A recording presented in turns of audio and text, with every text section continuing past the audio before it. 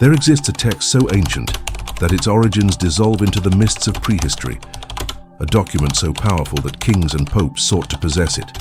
Alchemists died protecting its secrets, and entire civilizations rose and fell attempting to decode its 13 cryptic lines.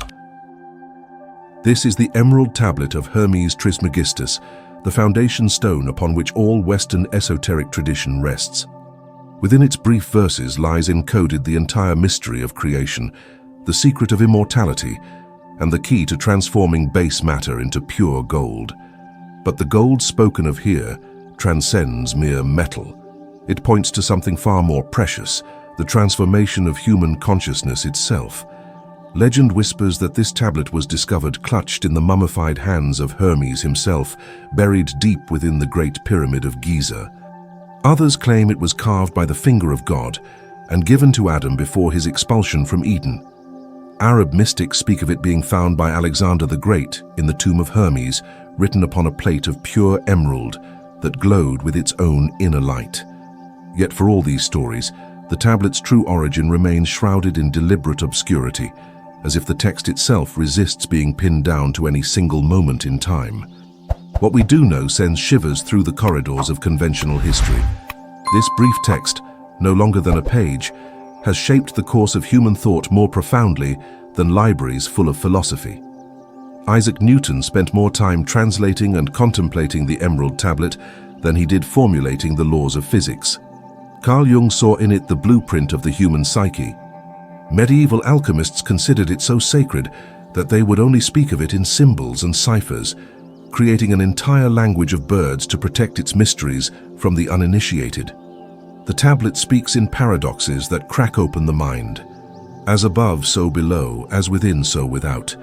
Its words describe a process of separation and recombination, of dissolving and coagulating, of dying and being reborn. But these are more than instructions for chemical operations. They are a map of consciousness, a guide to the great work of human transformation. Every word vibrates with multiple meanings, each reading revealing deeper layers of understanding, as if the text itself were alive and growing with the consciousness that approaches it. Tonight we descend into the emerald depths of this mystery. We shall trace the footsteps of Hermes Trismegistus, the thrice great master who stands at the crossroads between God and man, heaven and earth, spirit and matter. We shall decode the 13 statements that gave birth to alchemy, shaped the Renaissance, and continue to unlock doors in human consciousness that most never knew existed. Prepare yourself. What you are about to discover may fundamentally alter your understanding of reality itself. The figure of Hermes Trismegistus haunts the borderlands between myth and history, emerging from the shadows where Egyptian wisdom merged with Greek philosophy in the melting pot of Alexandria. His very name reveals his nature. Hermes, from the Greek messenger god who moves between worlds, and Trismegistus, meaning thrice great, master of the three worlds, physical, mental, and spiritual.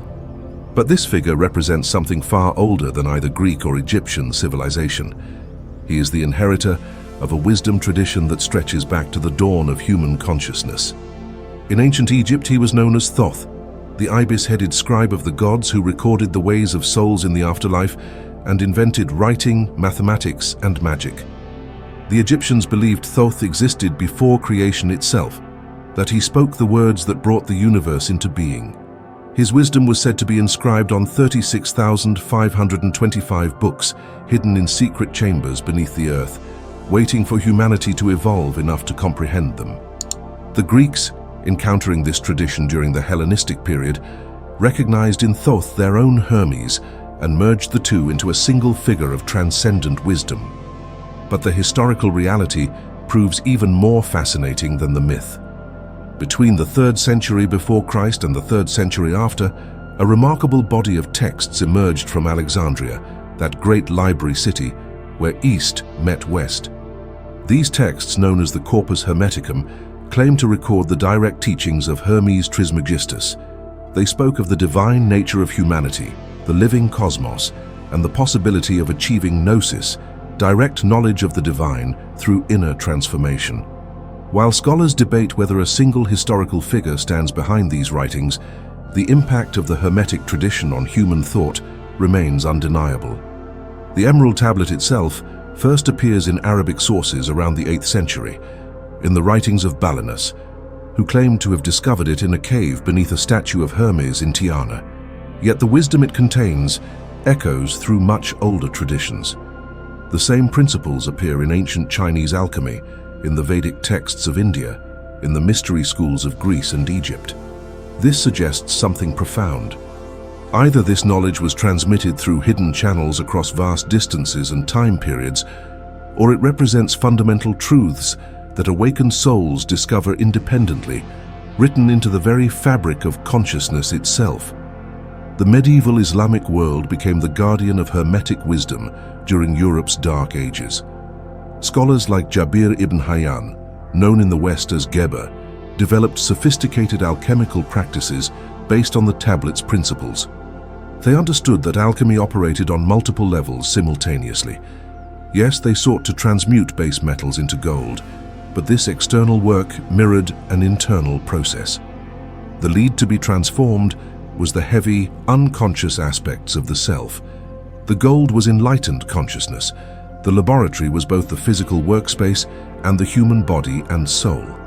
When this knowledge returned to Europe through Arabic translations in the 12th century, it ignited the Renaissance. Suddenly the tablet's influence appeared everywhere. In the hidden symbolism of cathedral architecture, in the encrypted paintings of Hieronymus Bosch, in the scientific revolution itself. Roger Bacon, Albertus Magnus, Thomas Aquinas all studied the Hermetic texts. The Medici family sponsored translations that put Hermetic philosophy at the heart of Renaissance humanism. This was far more than an intellectual curiosity. It represented a complete reimagining of humanity's place in the cosmos. Now we approach the tablet itself, those 13 statements that encode the entire Hermetic philosophy. The text begins with a declaration that shatters conventional thinking. It is true without lying, certain, and most true. This triple affirmation operates on the 3 levels of reality. What is true in the physical world, certain in the mental realm, and most true in the spiritual dimension. The tablet demands we recognize that truth itself has degrees and dimensions, that reality operates according to principles that remain consistent across all levels of existence. Then comes the statement that echoes through eternity.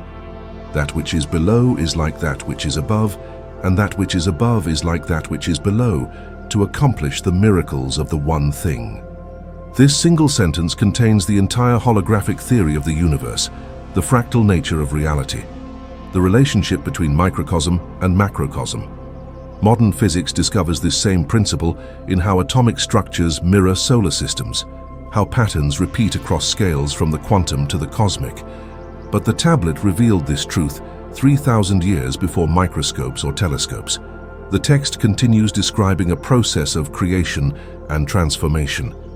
The sun is its father, the moon its mother, the wind hath carried it in its belly, the earth is its nurse. These are instructions for working with the 4 elements, but they also describe the generation of consciousness itself. The solar principle of active consciousness must unite with the lunar principle of receptive unconsciousness. This union must be carried on the breath, the wind, the spirit that connects above and below. Finally, it must be grounded in earth, in practical manifestation to complete the work. Here we find instructions that alchemists spent lifetimes attempting to decode. Separate the earth from the fire, the subtle from the gross, sweetly with great industry. This describes the process of distillation, both chemical and spiritual. The gross matter of unconscious reactions must be separated from the subtle essence of pure awareness. But note the method, sweetly with great industry. Violence and force have no place in this work. It requires patience, gentleness, persistent dedication. The transformation cannot be rushed or forced. Like a flower opening to the sun, consciousness unfolds in its own time. The tablet then describes a circulation that forms the heart of alchemical practice. It ascends from the earth to the heaven, and again it descends to the earth and receives the force of things superior and inferior. This is the secret of the Ouroboros, the serpent that eats its own tail. Energy must rise from the base material nature up through the subtle bodies to unite with spiritual consciousness. Then it must descend again, bringing spiritual force down into manifestation. This circulation, repeated countless times, gradually transforms the entire being. By this means, you shall have the glory of the whole world, and thereby all obscurity shall fly from you. The promise is staggering. Not partial understanding, but the glory of the whole world. Not gradual clarity, but the flight of all obscurity. The tablet offers nothing less than total illumination. But it also warns. This process creates a force most strong of all strengths, for it vanquishes every subtle thing and penetrates every solid thing. The transformed consciousness can move through all barriers, understand all mysteries, affect all levels of reality. The practical application begins with understanding that you are already engaged in alchemy, though unconsciously. Every thought transforms neural patterns into electrochemical signals. Every emotion transmutes energy into physical sensations. Every decision converts potential into actuality. The difference lies in bringing consciousness to these processes, in becoming the conscious alchemist of your own transformation. Begin with the practice of observing the correspondence between inner and outer. When you feel anger, notice how your environment reflects conflict. When you experience peace, observe how harmony manifests around you. This is the tablet's first principle in action. You're beginning to see that inner and outer are two faces of one reality. Start keeping a journal specifically for these observations. Note the patterns. You will discover that changing your inner state predictably alters your outer experience. Next, practice the separation of the subtle from the gross. Throughout your day, notice the difference between what actually happens and your interpretation of it. Someone speaks words, that is the gross event. Your emotional reaction and the story you create about their intention, that is the mixture of subtle and gross that must be separated. Learn to perceive the pure event without the overlay of projection. This is the beginning of the alchemical purification. Now introduce the circulation. Each morning, sit quietly and imagine energy rising from the base of your spine to the crown of your head. Feel it gather the dense energy of survival fears, emotional reactions, and mental confusion, carrying them upward to be purified in the light of higher consciousness. Then bring that clarified energy back down, infusing your body and daily life with refined awareness. This simple practice, performed consistently, begins the transformation the tablet describes. Work with the four elements consciously: the fire of will and intention, the water of emotion and intuition, the air of thought and communication, the earth of physical sensation and manifestation. Notice which element dominates in different situations. Practice balancing them. When overwhelmed by emotion or water, introduce the clarity of air through conscious breathing and clear thinking. When stuck in mental loops or too much air, ground yourself through physical activity or earth. This elemental balancing is fundamental to the alchemical process. Pay special attention to the moments between sleeping and waking, between inhaling and exhaling, between one thought and the next. These gaps are doorways where the gross and subtle meet. The tablet calls these the philosophical mercury, the medium through which transformation occurs. By bringing awareness to these threshold moments, you access the same power the alchemists sought in their laboratories. But remember, the tablet's method, sweetly with great industry. Do not force these practices. Let them unfold naturally, consistently, patiently. The work of transformation follows its own timeline. Sometimes you must repeat a process 7 times, sometimes 70 times 7. Each repetition refines the result, like polishing a mirror until it perfectly reflects the light. The greatest obstacle you will encounter is the tendency to seek the philosopher's stone outside yourself. You might chase external teachers, exotic practices, secret doctrines, but the tablet's message is clear. The one thing from which all things proceed is already within you. You are the prima materia, the first matter. You are the athanor, the alchemical furnace. You are the alchemist. This recognition marks the true beginning of the work. As you progress, you will notice synchronicities multiplying, meaningful coincidences that seem to respond to your inner work. This is not imagination. You are beginning to participate consciously in the correspondence between above and below. Your transformed consciousness acts like a magnet, attracting experiences that match your new frequency. This is how the alchemist begins to accomplish the miracles of the one thing. We stand now at the threshold of the ultimate revelation. The Emerald Tablet does not merely describe a process, it embodies one. The text itself functions as an alchemical operation upon consciousness. Each time you read it with genuine attention, it works upon you, dissolving fixed concepts, revealing hidden connections, opening doorways in awareness you did not know existed. Consider what we have discovered. A text that claims to contain the operation of the sun, the working method of the universe itself, a teaching that unifies science and spirituality, matter and consciousness, human and divine. A practice that promises the glory of the whole world to those who master it. This is either the most audacious claim in human history or the most precious gift. The fact that brilliant minds across 3 millennia have devoted their lives to understanding it suggests the latter. But here emerges the deepest secret. The tablet was never hidden. Its true concealment lies in its very openness. The words are simple, available to anyone, yet their meaning only opens to those who have undergone the necessary preparation, whose consciousness has been refined enough to resonate with their frequency. This is why the same text can seem like gibberish to one person and revealed truth to another. The tablet reads you as much as you read it. The implications stretch beyond personal transformation. If the principle of correspondence holds true, if the macrocosm truly reflects the microcosm, then by transforming yourself, you participate in the transformation of the whole. Every individual who accomplishes the great work adds to the sum of consciousness in the universe. This is why the alchemists believed their work was sacred, why they persisted through failure and persecution. They understood they were participating in the evolution of consciousness itself.